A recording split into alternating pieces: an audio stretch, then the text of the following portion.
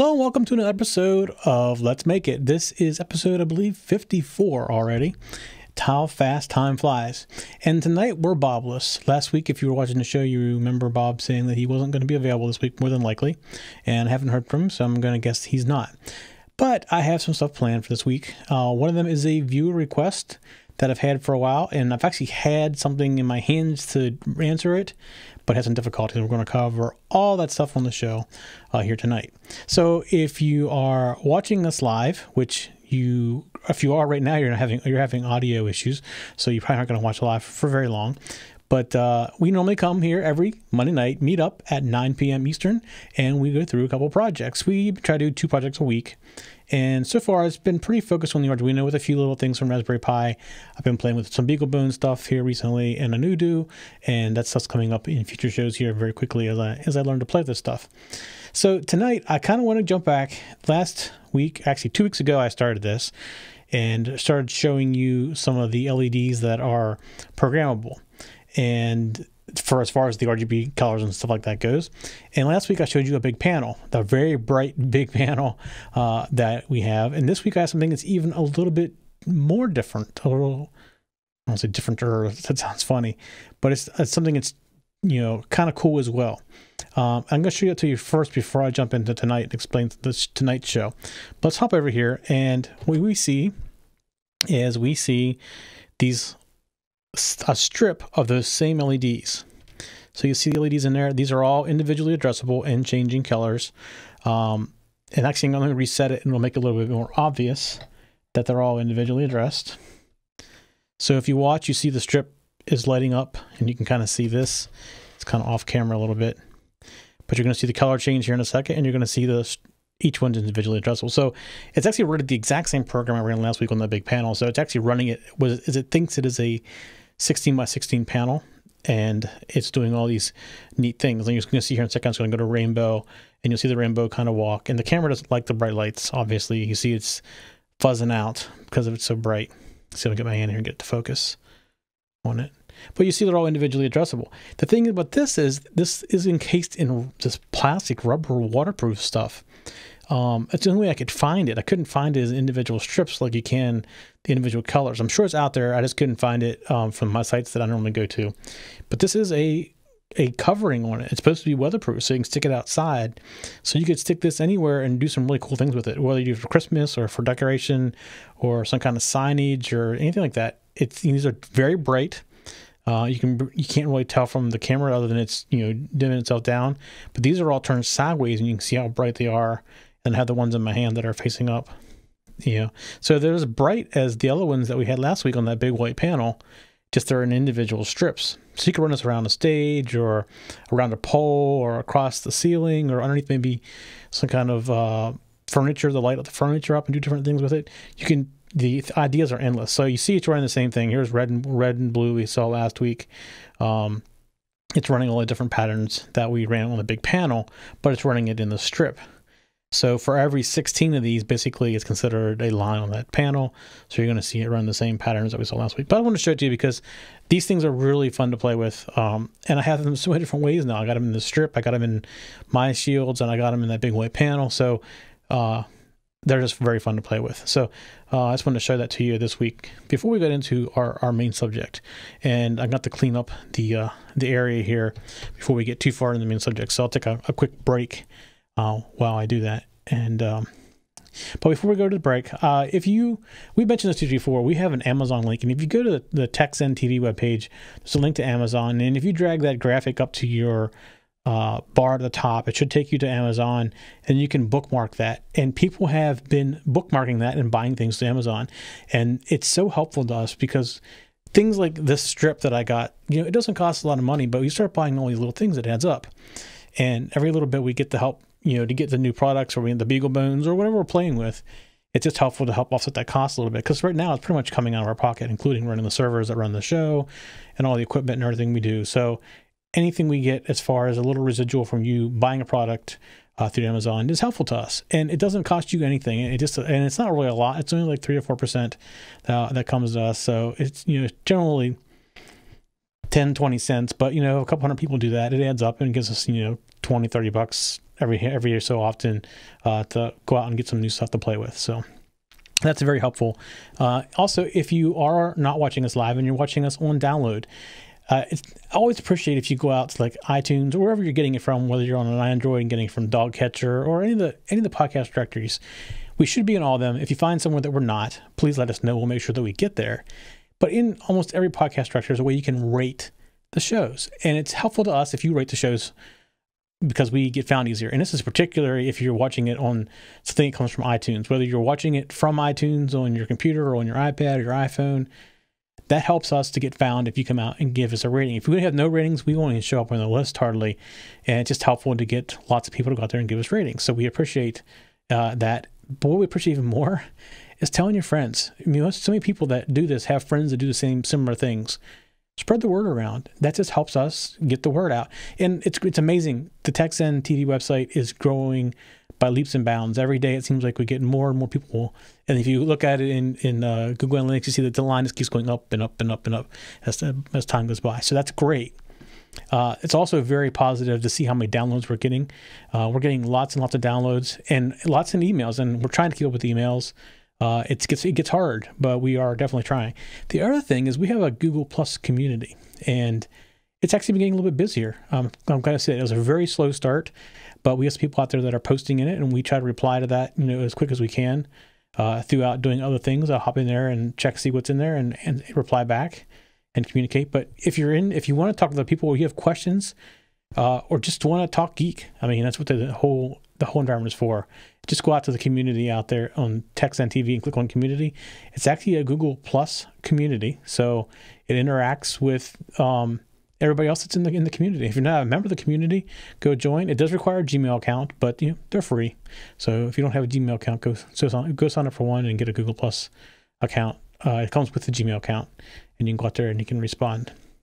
So what I'm going to do now is I'm going to take a quick break, and while I'm doing that, I'm going to unplug this flashy thing that's in the corner of my face, or corner of my eye over here, and I'm going to set up this, which is a touchscreen controller, and I'm going to get the camera set up so we can see it. So we had a question about using touchscreens and how do they work with Arduino. Well, it's not as easy as you would think, considering how open the Arduino is. I actually found this board. I'm going to talk about the problems I have with this board and how I finally figured out how to get it to work, because it wasn't as simple as you would think it would have been, considering it comes in a shield for an Arduino. But I did get it to work, and I'm going to give you the links. And I don't know the guy's actual name who I got the information from. His website doesn't have his name anywhere on it. So I'm going to thank him by pointing you to his website. We'll talk about all that stuff when we get back and all the issues that I had with that. So we'll be back right after this. You work hard for your business. Your website should too. No matter what industry you're in, select your customizable high-quality design with professionally written content and graphic elements created for your business. Make changes online whenever you like. Switch your background color, page layout, and text anytime. Add your pictures and logo. Upgrade your website with useful one-in-one web apps. And integrate social media. Upload your photo albums and embed videos. With one click, optimize your website for viewing on mobile devices. Choose your free domain, or you can easily transfer an existing one. Thanks to One-in-One's SEO tools, customers can find you everywhere. One-in-One My Website, a professional website created by you. When you open up an Audible audiobook, it opens up your imagination. Enjoy a steamy romance while ironing the sheets. Discover an historic battle while battling the bulge at the gym. Visit audible.com/freebooks now to try 2 books absolutely free. Get caught up in a whodunit during a do-it-yourself project. Listen anytime, anywhere with the Audible mobile app. When you're out for a walk, learn how to climb the corporate ladder.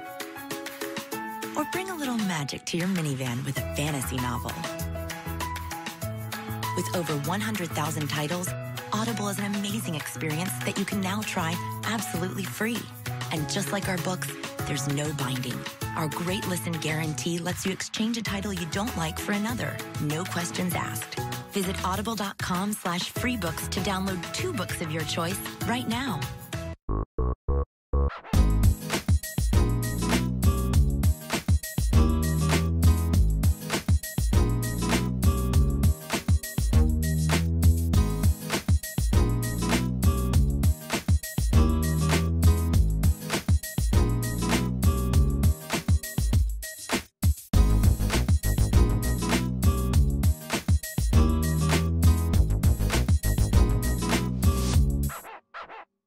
All right, we want to thank our sponsors. They are our awesome sponsors, and if you are an Audible person, the Audible is incredible. I download a couple books a month, listen to it as I drive around, so definitely go check out Audible and get your free book by going to the link there. All right, so before the break, I mentioned that I was going to talk about some touchscreen stuff, so let's go back here and let's look at it real quick.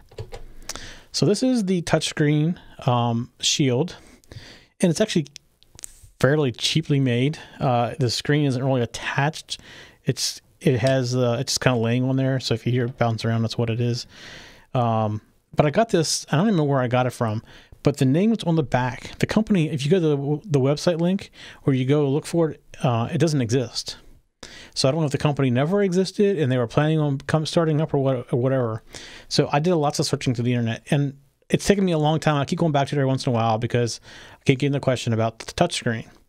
So what this basically is a 2.2-inch LCD, and it has a touchscreen on it. And I'm running one program right now, and I'm going to walk through these programs, but I'm going to tell you up front, I didn't write these programs. These actually came from Adafruit, and also from the guy who got this to work through the Adafruit library. He basically modified an Adafruit library, and it's something that I finally found after many, many hours of searching for details. I basically was giving up on this shield and go look for another one or get some details on how to make my own. Although what I found is making your own is very, very complicated. It's nowhere near as simple as other things because the LCD itself is very difficult to program. So there's a lot of other pieces that are moving pieces. The touchscreen itself is actually pretty simple because it's pretty much just X, Y, and there's chips that do all that stuff for you and feed it back to the Arduino. So that part of it's actually rather simple. The hardest part is controlling the LCD in this complex of a graphic environment. So actually making that hardware is a little bit complicated. So programming isn't too bad, but the libraries that came from Adafruit do not work natively with this. And I found somebody who figured out what the differences were and actually put a library out there to do exactly that, using basically anything you get from Adafruit should run with his library because he made a couple little changes inside of it to make it work with this particular shield. But what's running right here is the color graphics. So I'm right now, I just restarted it, so it's in red, and you can see when I touch it, the dots. Now here's the thing. You see it's not real fast at falling on my finger. I'm running on an Uno. I haven't tried the Mega, but the other examples that I saw were running on a Mega. So the Mega may have better processing for this type of thing. But if I want to pick a color, I come over here and I can pick blue, for example. And I can now draw blue, or I can come here and pick green. Now I'm drawing green. So it's very simple, basically a plot type of finger drawing. You can see where your fingers are, just like this. So I'm going to walk through this program a little bit. I don't really know it very well because I didn't write it, but I kind of want to walk through it and kind of show you what they're doing. But the other thing is there's also a program that comes called Graphic Test. I'm going to upload it real quick. Let me make sure I have the right stuff selected here. Let's see. I do not. I do now. So I'm going to upload this Graphic Test, which comes with the Adafruit library. So you'll be able to see some of the things that this display itself can do. Pull it down here. It's walked up a little bit.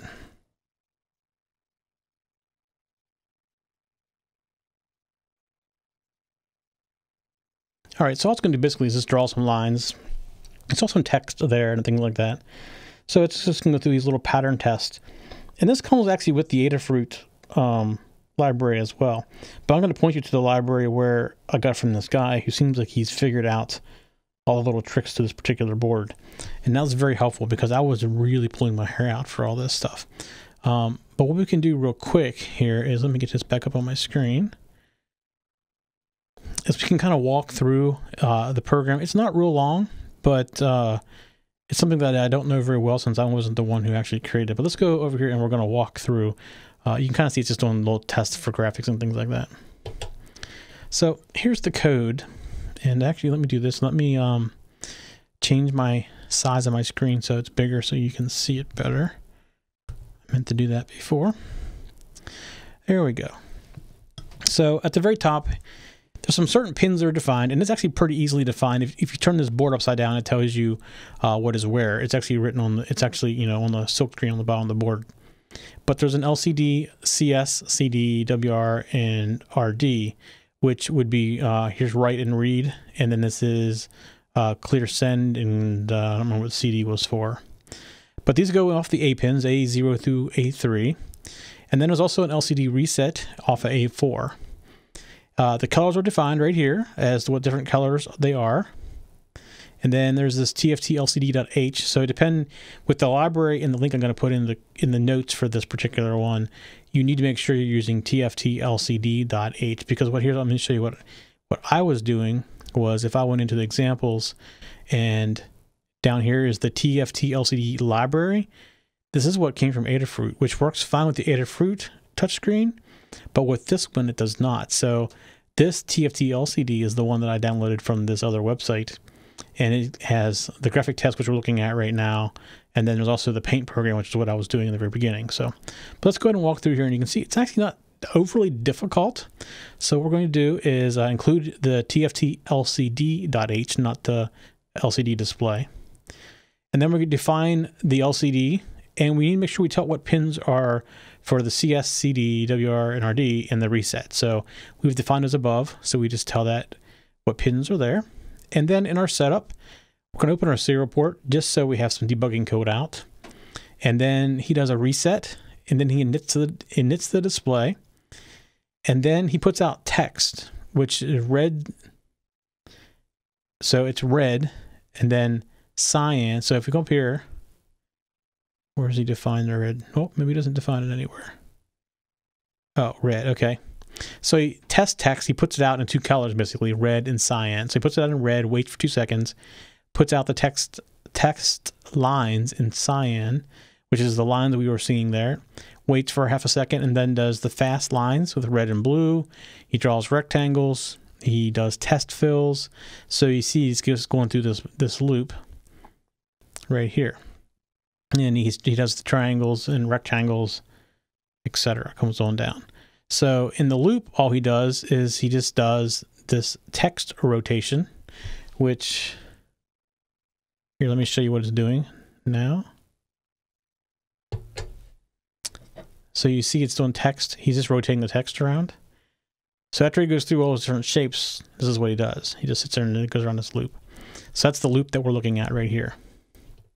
Let's come back over, and what we have after this loop, so here's the loop. You're doing all the different text rotation. He basically is rotating it around and in four different directions, and then waits for a second between each, and it does it all over again.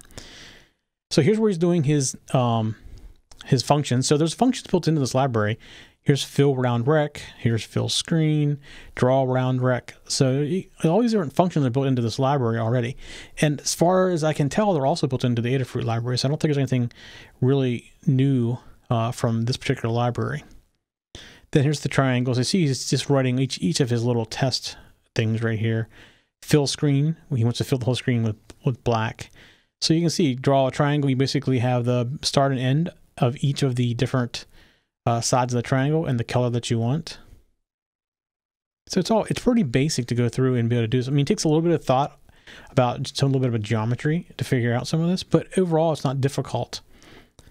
And then here you can see his text. Here's the text, and you pass the color in. So he basically blacks the screen out first, puts the cursor to 020, changes the text color, changes the size, and puts out the word hello world. Changes the size to 2, prints out 1234.56. Then he sets the text size to 3, and then does this in hex right here. And then here's test fill circles. So here you see fill circle. Basically, it's an X and a Y, a radius, and a color. Very simple. Put where you want the X and the Y, the center of the circle, and how big you want the radius to be. And it does everything else for you. Here you see test draw circles again. These are filled circles. So basically it's solid. This is a non-filled circle, so just draw a circle. And here we go again with the rectangles. It does exactly the same thing. You basically need the X and Y of both of the sizes or corners and the colors. And you see those fills and draws right here. So this is the one you see the little lines going in. And then here he's just on the draws, which is a non-filled rectangle. Fast lines is horizontal and vertical lines. So that was like the thing we saw where it was drawing the lines and just going through a loop, and he's changing the height to, where is it, Y? Right here. Right here. So it's basically changing the starting position, I guess, I should say. And then here's one going the other direction, changing the starting position for the X axis. And then his test lines, this is the fills the screen blank. He does the width and then the height. That's where he's doing his lines that way. He does it black again and goes the other direction with it right here. So that's pretty, oh, that's not it. Here's test bars. I don't remember seeing test bars exactly, but he's doing different color text bars. Let me reset it here and see if it does test bars. I don't remember it doing that.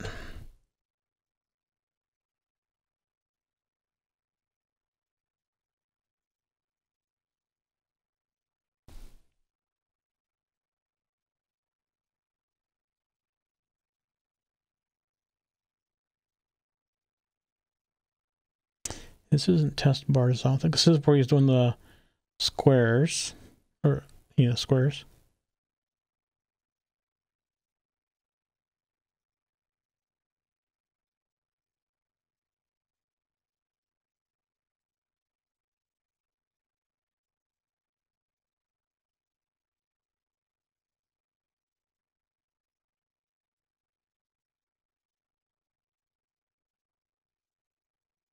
Yeah, so I don't know which one was test bars. I didn't really see test bars in there anywhere.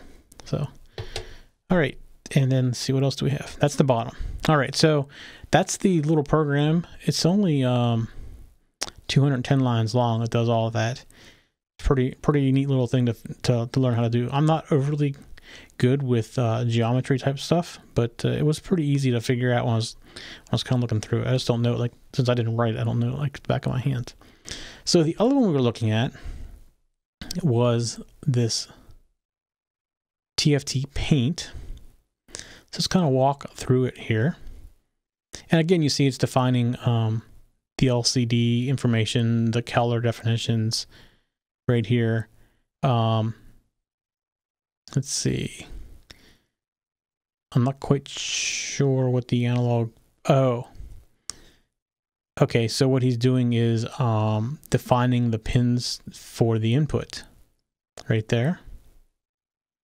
Here you see he defines touchscreen, and here's XP, YP, XM, YM, and 300. So his description here says that we need to know the resistance between X plus and X minus to read it. For the one we're using, it's 300 ohms across the X plate.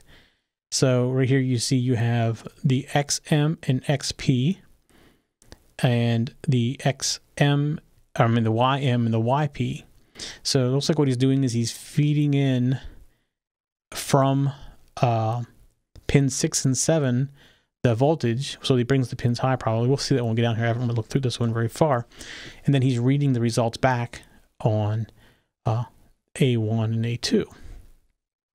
So right here you see actually you put in 300 ohms and you define the XP and YP and the XM and YM right here. And it's important to note that we are using these two pins, the A1 and A2, on the LCD as well. So they are being used for multiple things. That's just an important thing to kind of remember. I did see a note somewhere, I think maybe on his website, that mentioned that, and that some of the issues that it can cause. So here you define box size and pen radius. So let's see, I'm going to guess that box size is the size of the color boxes that are on there.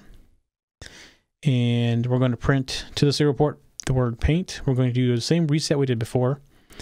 We're going to knit the display, we're going to make it black. And then he's basically doing the boxes on the side. So I'm going to upload this real quick. And we'll go back and we're going to look at it. So he does this whole fill rectangle thing.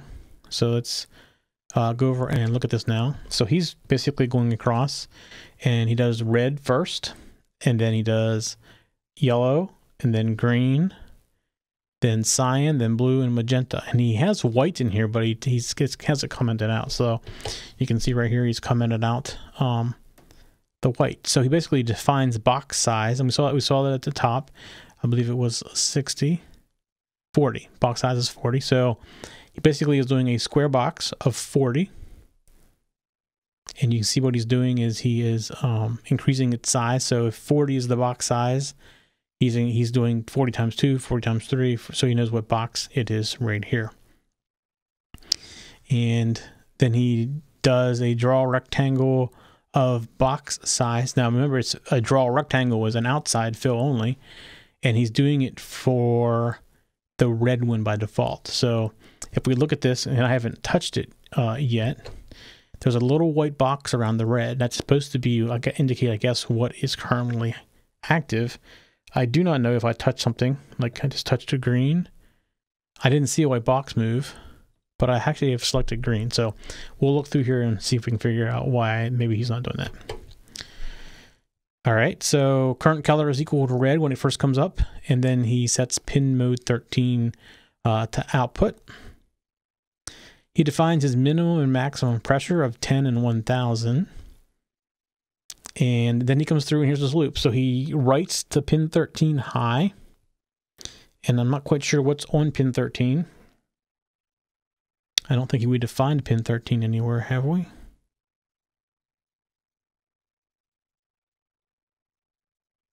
No, we haven't. So I'm not quite sure what we're using pin 13 for. We'll try to figure that out as we go through here. All right, so he digitally writes 13 high, and then he does a get point, and then takes it low. P equals get point. So I'm not quite sure what this is doing. We'll have to try to figure this out as we walk through. So our pin mode, and here's where you see that we're changing the mode to output for the XM and YP. And PZ, if PZ, so apparently P, the point, the P class has a Z value, and if it's greater than min pressure and less than max pressure, so somehow he's getting the point at this point. So we'll have to walk through and see how he does that, maybe in the library. And so we set our minimum and maximum pressure of between 10 and 1000. So if it's greater than 10 and less than 1000, he's going to do this routine right here. So he's getting P.Y, which is the minimum Y minus 5. So let's see. Oh, press the bottom of the screen to erase, what that means. So if I, let's go see if this actually does that. So I have things here. If I'm not sure what is the bottom actually. I think it's over here. No, so let's try over here. No.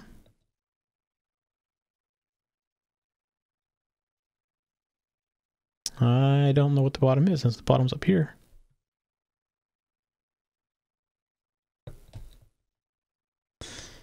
Don't know. So, and that doesn't TS min Y.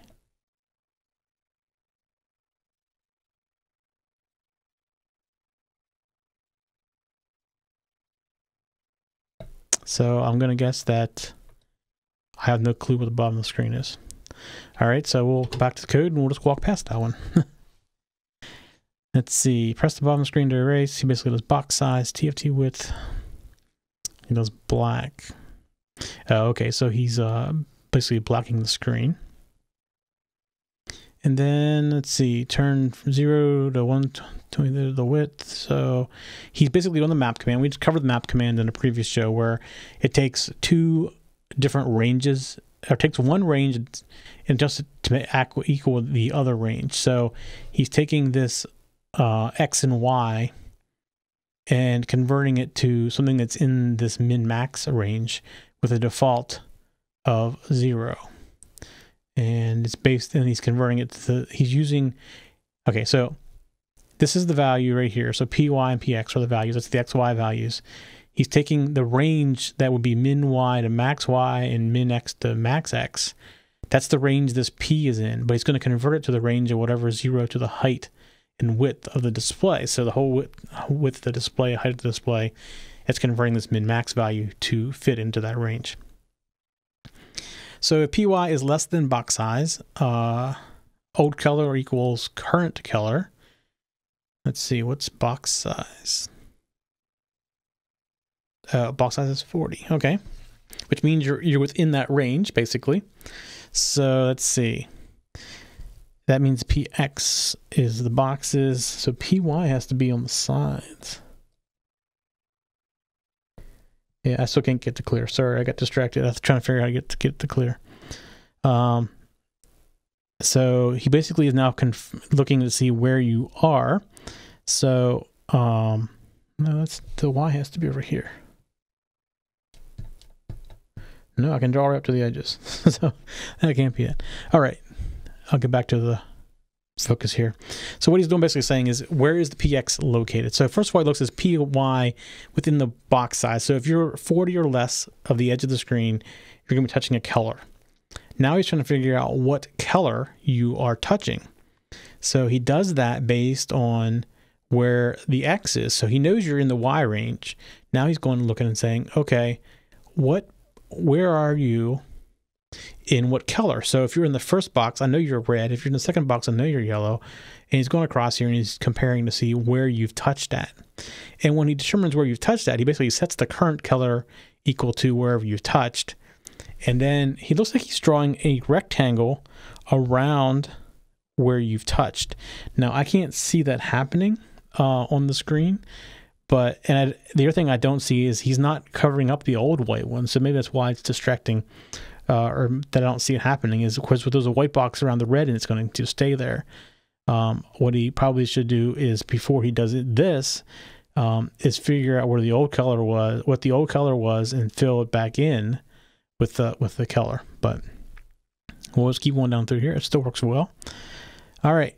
Oh, actually, here he's doing it. Never mind. He's doing it right here. But I don't see that happening when I do it. So we'll have to maybe take a look at that. But right here he's saying if the old color is equal to red, then fill a rectangle around the red with red, so the white goes away. And for me looking at it, I still see a white there. Go hit yellow. I don't see the white moving. It's purple now, right? It's purple. But it's still white around the red, and I don't see really a white thing moving. So I'm not quite sure why that's not working, but we'll continue on. All right, so now we come down and there is this pen radius. So he's seeing the fill circle. That's where I'm touching. That's what he basically is doing, is saying, if I'm not in these box areas, then if the pen radius is within the area, the height of the screen, then I'm going to fill this little circle with pen radius. So one of the things I could do with pen radius, which was up here, where do we see pen radius at? Pen radius is 3. If I would make this like 10, for example, and I'm going to go ahead and I'm going to upload this real quick, and we're going to look and see what it does. All right, it's done uploading. So now we're in this draw mode. You can see how much bigger the pen radius is now, because it's 10 pixels in diameter. So you can make that adjustment just like that. All right, so back over here. And let's see, go back down to where we were. And so that's it. That's actually the end of the code. That's how simple the end of the code is. So he's doing this fill circle at the X and the Y and at the width of the pen radius using the current color. So there's not much more to it than that. Now, a few things in here didn't seem to be working quite right, but I don't think I really need to go through the process of debugging it.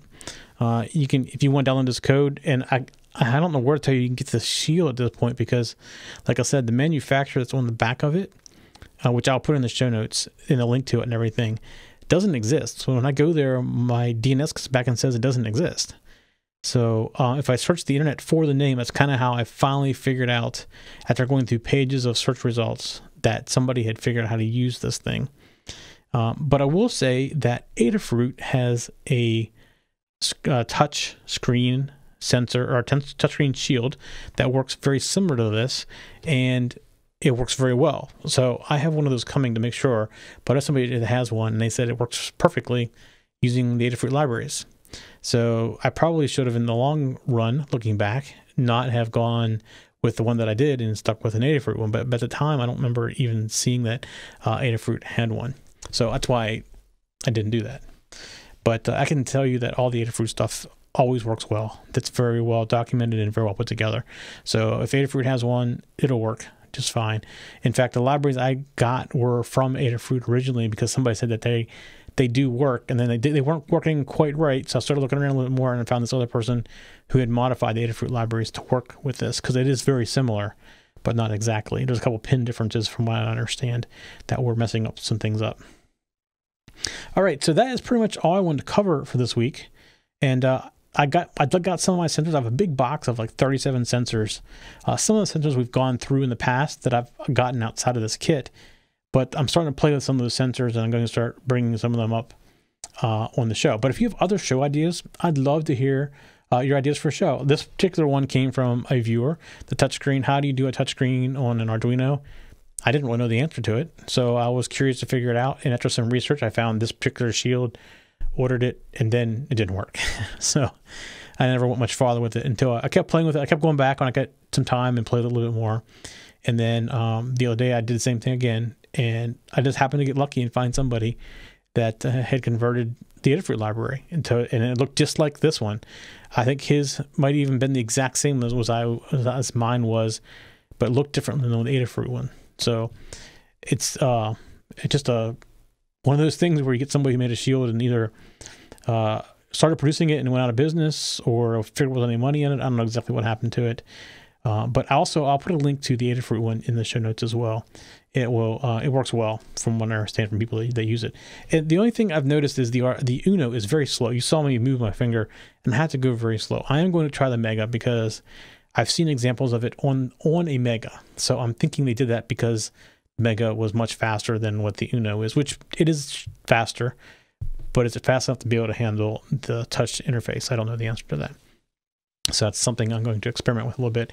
And I may try to do that before the show's up on tomorrow or Wednesday, and just give you a result, because I can just grab a Mega real quick and upload it, and I'll know within a couple seconds if it's better or it's not better.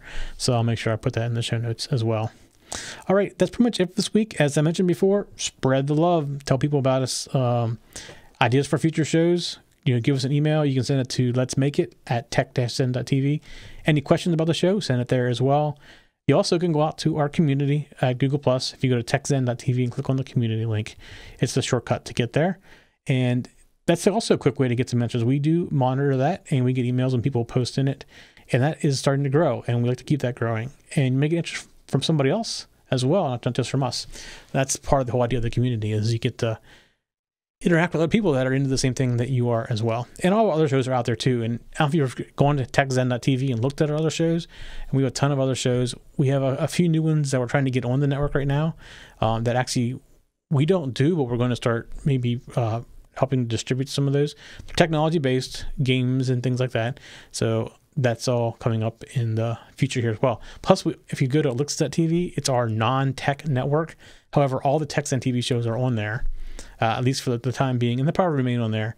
But we're adding in other non-tech type shows, sports shows, things like that on that network. And if you have a Roku, you can get an app for both TechZen TV and Elixir TV and on the Roku, and watch it on the big screen. How can you get any better than that? Have everything blown up in big, ugly pictures. So, all right, that's it for this week. We'll see everybody next week. For show notes for this show, contacts, and more, go to the techzen.tv website, where you can get show notes for all of our shows. We love to hear from our viewers and listeners. We have an email, a Twitter, and a phone number where you can contact us for each show. For details, visit the techzen.tv website and get the show details. You can also make a video and upload it somewhere like YouTube or Vimeo, and then just send us a link. You never know, you may see your video in a future show. You can get all of our shows delivered automatically to your favorite device by going to your favorite podcast website like iTunes and subscribing. Each of our shows also has a YouTube channel you can subscribe to get regular updates.